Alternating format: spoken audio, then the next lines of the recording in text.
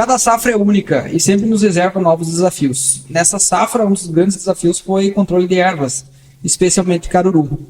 Para falar como que essa erva daninha impacta na produtividade das lavouras, eu, Thiago Strobel, vou falar um pouco com o pesquisador e consultor Teodoro Schneider. Teodoro, eu peço que você se apresente para quem nos ouve e nos vê. Bom, Thiago, né? Aí um bom dia, uma boa tarde, né? Uma boa noite a todos os espectadores. Como já mencionou, né? Eu me chamo Teodoro, eu venho de Cruz Alta, eu trabalho numa empresa chamada Equalizagro. Nós trabalhamos no segmento de consultoria, treinamentos e pesquisa em tecnologia de aplicação e na parte de manejo de plantas daninhas, né, no qual eu sou responsável pelo segmento, né, então o projeto de herbologia, o projeto de manejo de plantas daninhas, né, dentro da Equalizagro, ele está sob minha responsabilidade, né, e dentro dessa dinâmica aí, eu trabalho com consultoria, né, atendendo produtores rurais, atendendo escritórios de consultoria também, com um trabalho focado, né, em manejo de plantas daninhas. Desenvolvemos pesquisa, né, relacionada a plantas daninhas e também realizamos treinamentos, palestras, enfim, dentro dessa temática também. Para a gente começar, eu queria que você falasse um pouco sobre o caruru, as suas principais características e por que ele tem ganhado tanta força, ele tem aparecido com tanta força nas lavouras. Bom, Thiago, acho que o caruru eu costumo dizer que é a bola da vez, né, dentro das plantas daninhas aí, é a espécie que está na crista da onda, digamos assim, é a planta daninha que vem desafiando o produtor, né, a planta que tem inúmeras características, né, que fazem com que ela tenha, né, toda essa importância, que fazem com que ela tenha toda essa representatividade dentro do cenário agrícola. Né, o caruru, sobretudo amarantos híbridos, né, o caruru roxo, né, que é esse que nós encontramos aí na sua maioria nas nossas lavouras de soja, de milho, né, enfim, nas nossas lavouras aí no estado do Rio Grande do Sul. É uma planta daninha que tem uma característica, né, distinta da soja, né, sobretudo em metabolismo fotossintético. O caruru é uma planta daninha de metabolismo fotossintético C4, né, a soja é uma C3. Né, em resumo, o que isso quer dizer? Né, o caruru ele tem um potencial competitivo muito superior à soja. Ele tem uma maior habilidade, né, em eficiência do uso da água, tem uma maior habilidade no uso, né, do meio, né, em absorção, assimilação de nutrientes, assimilação de CO2, enfim, de maneira geral. E todas essas características conferem a ele um potencial competitivo muito superior à soja. Né, então, por isso que nós observamos, né, danos muito impactantes, né, bastante importantes, né, frente à cultura da soja, em função desse alto potencial competitivo que essa planta daninha tem, em função dessas suas características. É uma planta que tem uma elevada capacidade de produção de sementes. A literatura nos diz que uma planta de caruru é capaz de produzir 400 mil sementes, uma única planta, um único indivíduo. Né? Então isso, se a gente trazer para um número de 50% somente com viabilidade, né? Isso basta que nós tenhamos aí 200 mil novos indivíduos numa próxima geração com viabilidade, né? Infestando as áreas. Né? Então por isso que o caruru ele aumenta muito a cada ano. Né? O relato do produtor ele é sempre o mesmo. Na safra passada eu tinha uma que outra planta aqui na cabeceira do talhão, enfim, e esse ano o meu problema ele é muito grande. Por quê? Porque aquela planta ela produziu muita semente e a colhedora, no momento da colheita da soja, trata de uniformizar essa produção de sementes dessa planta de caruru no restante da área. Então, por isso que o relato ele é sempre similar. Né? O ano passado, o meu problema era muito pequeno, eram poucas plantas. E esse ano, o meu problema passou a ser muito maior, justamente em função dessa elevada capacidade de produção de sementes que essa planta daninha tem. É uma coisa que a gente observa, Teodoro, assim, ele não nasce numa etapa só, né? Ele aparece, vamos dizer assim, nascendo durante o ciclo, por isso o controle dele também é bem complicado nesse sentido. Esse é um dos principais desafios do caruru. Ele tem vários fluxos de germinação, né, dentro do nosso verão. O caruru ele tem um momento mais marcante, né, de germinação e emergência que começa em final de novembro, dezembro, né, que toma corpo, né, o fluxo de germinação e emergência do caruru. E eu costumo dizer que enquanto não esfriar, nós não vamos parar de observar fluxo de caruru. Né, é comum a gente observar caruru germinando e emergindo agora em abril, maio, né, nesses picos de calor que a gente tiver nesse período de outono também. Então o caruru ele nos desafia, né, ele nos dribla muito no manejo justamente por ele ter esses vários fluxos. Né, então isso, né, o produtor ele vai lá, faz um controle, né, tem um bom resultado utilizando um herbicida pós-emergente, um pré-emergente, enfim, mas ele volta lá, dali uns dias ele tem um novo fluxo, né, e esse é um dos principais desafios do caruru, né, por ele ter esse fluxo de germinação preferencialmente mais tardio em relação à soja, e também por ele ter esses vários fluxos, né, então ele acaba nos driblando muito facilmente. Você falou que ele tem uma produção bem alta de sementes. Como que é a viabilidade da semente do caruru no solo? Ela permanece por muito tempo? Ou ela tem uma viabilidade curta, um tempo curto de vida?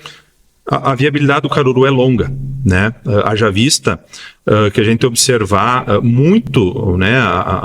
Muito das populações que nós temos hoje, a problemática de caruru com resistência a glifosato, também tem uma resistência a herbicidas inibidores da LS lá do tempo da soja convencional, onde se utilizavam, né, mais massivamente esses herbicidas, né, imazaquim, imazetapir, com maior volume, né, de expressão desses herbicidas. Né, ou seja, o que isso quer dizer? Que mostra que esse banco de sementes, né, esse sementeiro de caruru, ele perdura ao longo do tempo. Né, então, porque a gente observa esses traços de resistência do caruru aos herbicidas inibidores da LS, de uma resistência lá da década de 90, do tempo ainda da soja convencional. E quais que são os principais problemas que ele causa na lavoura? O caruru, o principal problema é a redução de produtividade. Né? O caruru é uma planta que tem um elevado potencial competitivo, né? Como eu já comentei. Né? Então, nós observamos danos aí, né? É comum a gente comentar, né? As plantas daninhas, elas reduzem o potencial produtivo de 5% a 95%, né? Da cultura da soja. Basta, né, nós definirmos qual espécie que nós temos infestando e também a densidade de plantas daninhas que nós temos na área. Né, e o caruru, normalmente, né, nós temos uma densidade bastante elevada. Né, quando nós perdemos a mão no manejo, né, nós temos muitas plantas daninhas de caruru competindo e ocorrendo com a soja, e a perda de potencial competitivo acaba sendo muito grande. Né, então eu elencaria com certeza absoluta, né, a redução de potencial produtivo em função desse elevado potencial competitivo que o caruru tem frente às culturas agrícolas. Existe mais ou menos um número, por exemplo, uma planta por metro, tantos sacos, alguma coisa assim? Existe alguma mensuração do quão agressivo é o caruru dentro da soja? Existem trabalhos, né, que definem esses números. Né? Uma planta reduz 15%, 20% de potencial produtivo. Né? A gente pode até elencar, definir esses números, mas isso é muito variável. Né? Por quê?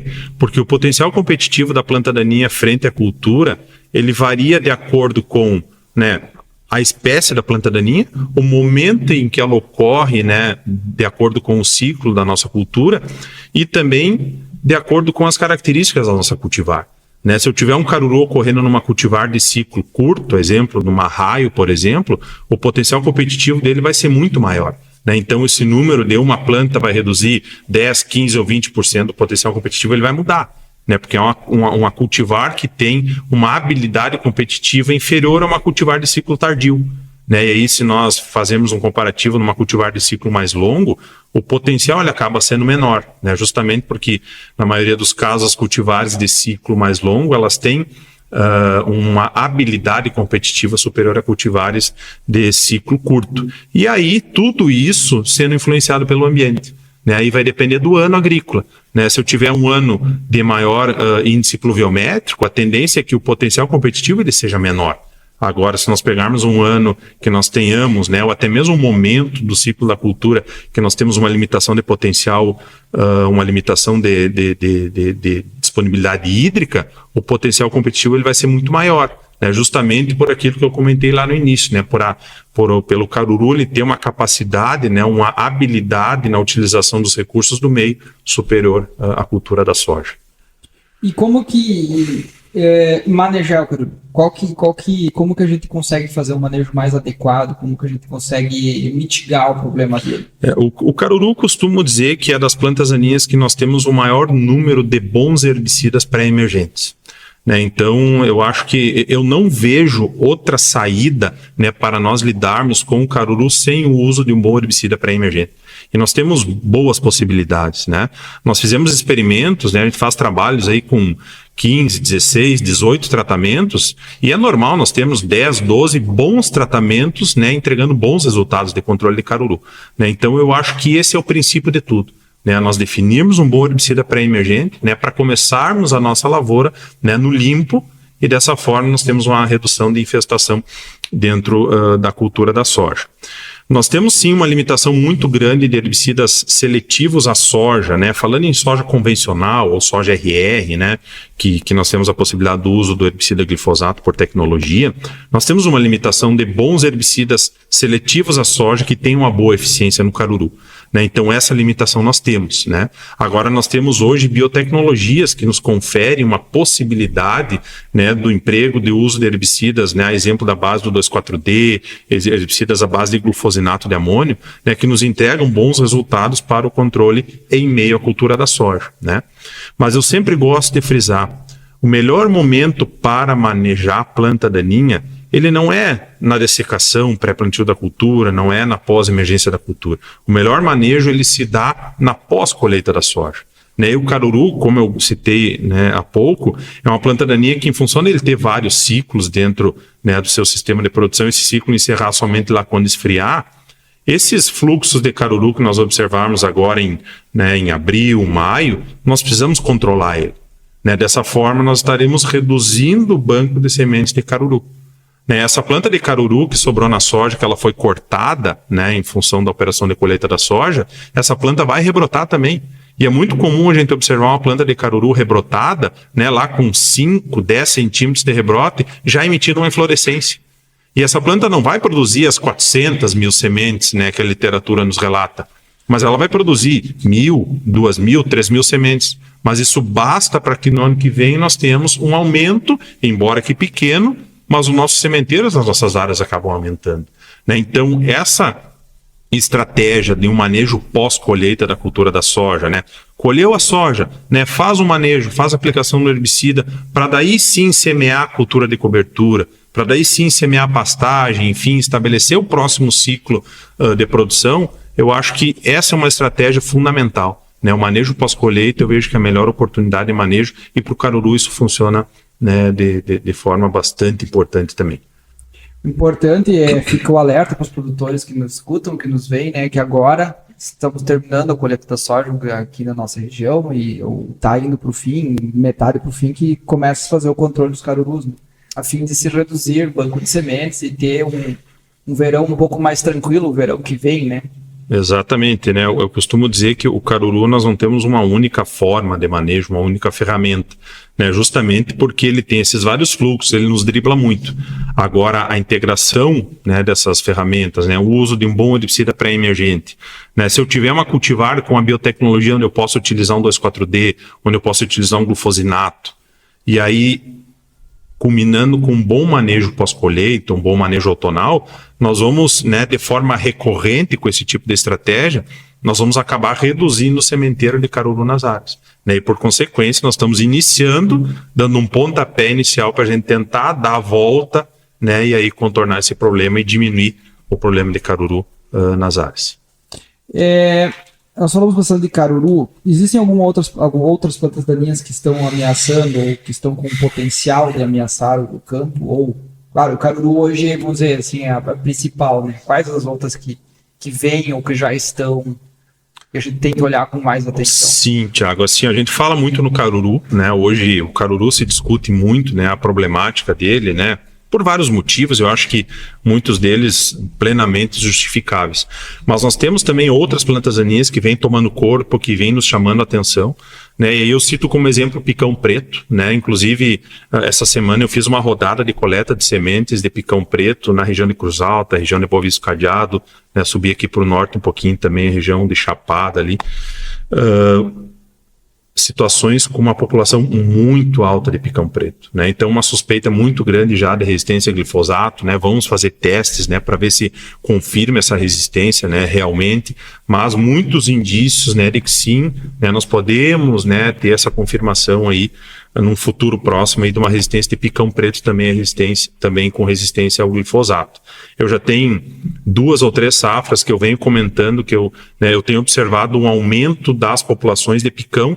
Em princípio, nenhuma dificuldade de controle, né? Glifosato controlando bem, enfim, mas essa safra aí vem nos chamando bastante atenção, né? Que nós temos muitas áreas com sobra, né, com 2 aplicações de glifosato, né, doses altas de glifosato e não tendo boa resposta e controle de picão preto.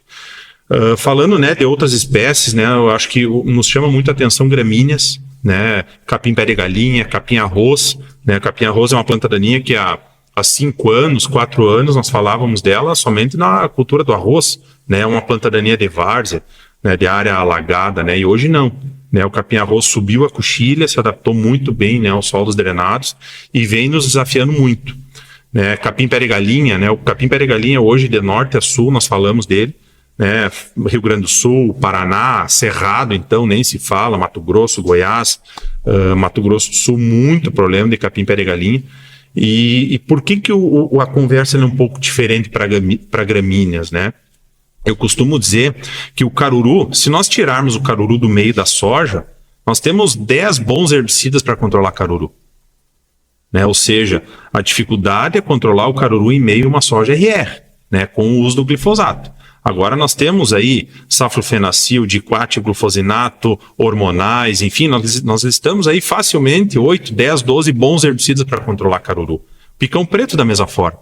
Agora, qual é a dificuldade das gramíneas? Se nós perdermos glifosato e nós perdemos os graminicidas, né, cletodinha, loxifop, enfim, herbicidas dessa característica para controlar gramíneas, nós não temos outras ferramentas. Né? Então, a dificuldade ela é muito maior para o controle de gramíneas do que plantas daninhas e folhas largas. Né? A gente tem o hábito de fazer a relação. Controlar a gramínea dentro de uma cultura de folha larga é fácil. E o contrário também. Aí nós chegamos na prática e não é. Né? Hoje nós temos populações de capim pé de galinha com resistência a glifosato, nós temos populações de capim arroz com resistência a glifosato também. E aí, se nós perdemos o graminicida, que é a próxima ferramenta após o glifosato, perder um cletodin, perder um loxifop, né, um outro herbicida desse mecanismo de ação, nós não temos outra ferramenta, né, com eficiência como nós temos o glifosato e os graminicidas para controle dessas espécies. Né. Então, obviamente que o caruru nos chama muito a atenção, né, o picão preto, né, com uma luz de alerta aí muito importante, mas eu chamo muito atenção para a problemática com gramíneas. Né, o número de possibilidades acaba sendo muito menor, né, então a dificuldade ela tende a ser muito maior do que para controle de caruru, por exemplo. E a saída qual é?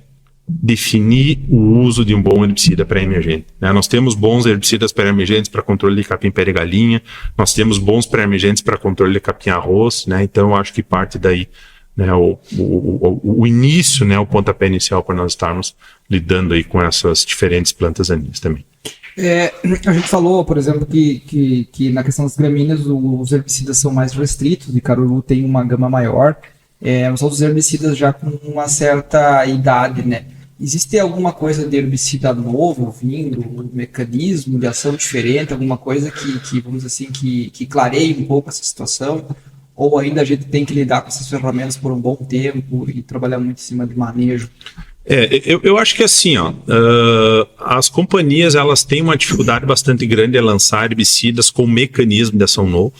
Né, o que a gente observar, a grande maioria dos herbicidas novos que chegam no mercado, eles são moléculas novas, princípios ativos novos, porém de mecanismos de ação já bastante usados, né, bastante antigos. Né, então, manejo é a saída. Né, eu acho que o manejo, né, o próprio conceito, né, manejo, né, o integrar ferramentas, controle químico, controle cultural, controle físico, controle biológico, enfim, né, a gente integrar ferramentas, né, as nossas chances de sucesso elas são muito maiores, né, porque as companhias elas têm uma dificuldade bastante grande de lançar novos princípios ativos, novos herbicidas e quem dirá herbicidas com mecanismo de ação novo também, né, mas sim, né, para trazer uma resposta bem objetiva, sim, nós temos novos herbicidas chegando no mercado, né, tem os herbicidas, os inibidores da CCase, os graminicidas, né, nós temos 3 grupos químicos, e está chegando, né, possivelmente em 2027, talvez 2028,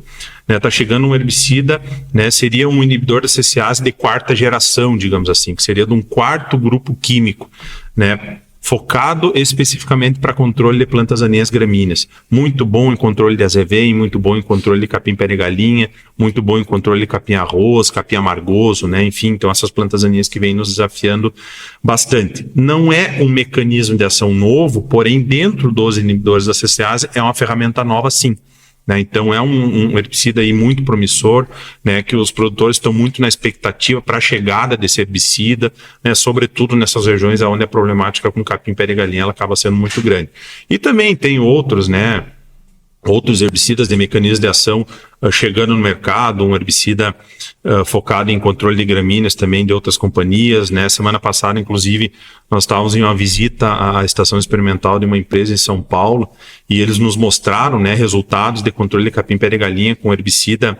Não nos abriram, né, não nos revelaram absolutamente nada, né, de característica do herbicida, mas eles nos trouxeram sim que é um mecanismo de ação novo, nos mostraram o resultado ali muito promissor, né, muito efetivo no controle do capim pé de galinha, um herbicida, né, de características que, né, no meu ponto de vista, são desejáveis para aquilo que nós precisamos, um herbicida sistêmico, um herbicida seletivo às culturas de folha larga, um herbicida que tem também um mecanismo de ação diferente, que é o que a gente busca, né, que é o que a gente visa muito e com, né, muito promissor aí em resultados. Embora bastante restrito, né, nós temos aí algumas ferramentas novas chegando no mercado. E a gente falando um pouco de inverno, saindo um pouco da soja, agora está chegando o inverno, tem a cultura principal, vamos dizer assim, é o trigo. Como que vê o cenário?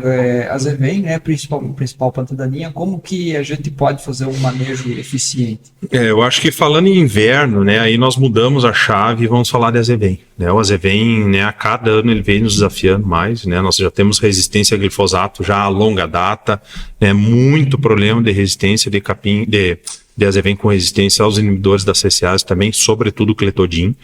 Né, e aí, né, exemplo que eu citei lá do capim pé de galinha, do capim arroz, o número de possibilidades é muito restrito. Né, o que nós temos no mercado? Inibidores de protox chegando para, não como alternativo, né, pensando no tiafenacil, pensando no epirifenacil, enfim, que são novas moléculas que estão chegando no mercado, né, algumas novas e outras ainda que estão para chegar. Não são herbicidas alternativos ao glifosato, alternativos a um graminicida, né, um inibidor de CCase, mas são ferramentas que vão se integrar, né, dentro do manejo, dentro de uma mistura, de uma associação de herbicidas, para tentar melhorar esse resultado. Mas o ano passado nós fizemos um trabalho, um experimento, né, bastante amplo, visando o controle de Azevém na cultura do trigo. E o caminho para manejar Azevém no trigo parte do uso de herbicida pré-emergente. Né? Nós temos S-metolacloro, nós temos piroxasulfone, trifluralina, né, bixlozone, né, um herbicida novo, aí, um inibidor de carotenoides chegando no mercado para controle de Azevém com resultados muito bons. Né? Então, eu não vejo como nós lidarmos com Azevém em meio à cultura do trigo sem o uso de um bom herbicida pré-emergente. Nós temos pinoxadem, nós temos o clodinafop, né, e outro sulfuron, enfim, que são herbicidas seletivos ao trigo, né, com possibilidade de controle de Azevém, só que com muito problema de resistência também. Né? Então, nós precisamos, né, iniciar o estabelecimento do trigo no limpo, e isso parte, né, também com o uso, né, de um bom herbicida pré-emergente. E por que eu falo muito em herbicida pré-emergente? Né? Eu acho que, né, o herbicida pré-emergente ele tem, né, vários fatores, né, vários motivos, né, vamos dizer assim, para nós cada vez mais empregarmos ele. E um deles, né, que eu chamo muito a atenção e que eu gosto de elencar e bater muito nele, é que os herbicidas pré-emergentes, eles possuem um mecanismo de ação diferente de tudo aquilo que nós usamos na dessecação pré-semeadura da cultura e diferente de tudo aquilo que nós vamos utilizar na pós-emergência da cultura, da cultura, seja ela soja, milho, trigo, enfim. Né? Se nós fizermos uma analogia, né, no trigo, o que nós utilizamos em dessecação pré-plantio de trigo? Glifosato, um graminicida, um hormonal, um inibidor de protox, um glufosinato, um diquat. Né? Aí na pós-emergência do trigo, né, para mim controlar a Azevém, eu vou usar um graminicida, como um clodinafop ou um pinoxadem, vou usar um inibidor da LS, como um piroxulan ou até mesmo um iodosulfuron. E os pré-emergentes que nós temos para utilizar, eles são diferentes, são de mecanismos de ação diferentes de tudo isso que eu comentei. Nós temos lá o S-metolacloro e o piroxasulfone, que são inibidores, né, de síntese de ácido graxo de cadeia muito longa. Nós temos a trifluralina, que é um inibidor de mitose, né, da polimerização da tubulina. Nós temos o bixlozone, que é um inibidor da síntese de carotenoides. Ou seja, quimicamente eles são diferentes de tudo aquilo que nós utilizamos em outros momentos da cultura. Né? Então, isso serve também para nós estarmos manejando resistência. Né? Por isso, né, da importância do uso dos herbicidas pré-emergentes em todas as culturas. Tá certo. Nosso país é um país de agricultura intensa e eu acredito que os problemas eles vão aumentando com o passar do tempo, quanto mais intenso a gente trabalha nas culturas, seja soja, trigo. Como que o produtor ele pode se preparar melhor para o futuro e tentar minimizar o impacto das ervas? Porque isso é uma coisa que só vai aumentar, né, provavelmente. Eu acho que assim, cada vez mais nós temos que deixar de pensar o manejo de plantas daninhas em uma cultura em específico. Né? Eu colhi a soja, eu viro as costas, eu volto lá dia 20 de setembro, 25 de setembro, vou revisar as áreas, porque a partir de 15 de outubro eu começo a semear e eu tenho que estar com a minha área TCK. E aí eu faço uma dessecação, enfim, uso um herbicida pré-emergente, faço pós-emergente, pronto. Eu acho que cada vez mais esse tipo de estratégia ele está defasado. Né? Nós temos que começar a pensar manejo de plantas daninhas o ano todo. 365 dias do ano. Né? É comum o produtor ele fazer a seguinte análise. Mas o investimento que eu fizer em herbicida agora na pós-colheita da soja, eu não vou ter um retorno num curto prazo. Né? Então, eu vou vou plantar uma cobertura, vou tentar fazer um efeito de controle cultural, enfim. Mas esse investimento que ele fizer agora nesse momento, sendo que ele vai implementar uma cultura de cobertura, que ele não vai colher, que ele não vai objetivar um retorno econômico num curto prazo, esse investimento ele é um investimento num médio e longo prazo. Né? Porque esse caruru, né, esse pé de galinha, essa planta daninha que ele vira controlar agora na pós-colheita da soja, ele vai ter um impacto lá em setembro, outubro, quando ele voltar nessa área para dessecar para semear soja. Ela vai ter menos plantas daninhas para ele controlar, e aí, possivelmente, o manejo dele vai ser mais barato. Por quê? Porque ele vai ter menos plantas para controlar, ele vai ter uma planta daninha nova, e aí, por consequência, essa planta daninha nova, essa planta daninha jovem, ela é mais fácil de ser controlada. Né? Eu costumo dizer que quando nós temos um cenário tecnicamente fácil para controle de plantas daninhas, ele é economicamente mais barato também. Né? E como que eu transfiro, como que eu consigo passar de um cenário tecnicamente difícil para um cenário tecnicamente mais fácil para controle de plantas daninhas? Recorrência de estratégias ao longo do ano. Né? Isso começa com um bom manejo pós-colheita. Né? Dessecou para semear o nabo, dessecou para semear o mix de culturas de cobertura.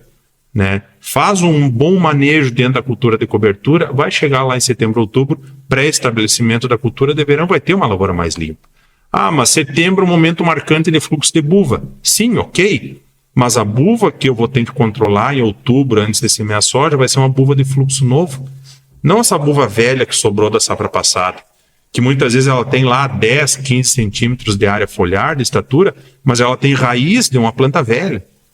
Né? Ou seja, ela tem muito mais capacidade de rebrote, né? Ela vai sobreviver muito mais facilmente na aplicação do herbicida do que aquela planta daninha jovem de fluxo novo. Né? Então, eu acho que nós temos que cada vez mais pensar o manejo de plantas daninhas os 365 dias do ano e integrar ferramentas. Tá certo, Teodoro. Eu queria que você fizesse as considerações finais, se você quisesse passar mais alguma mensagem para os produtores que estão nos ouvindo.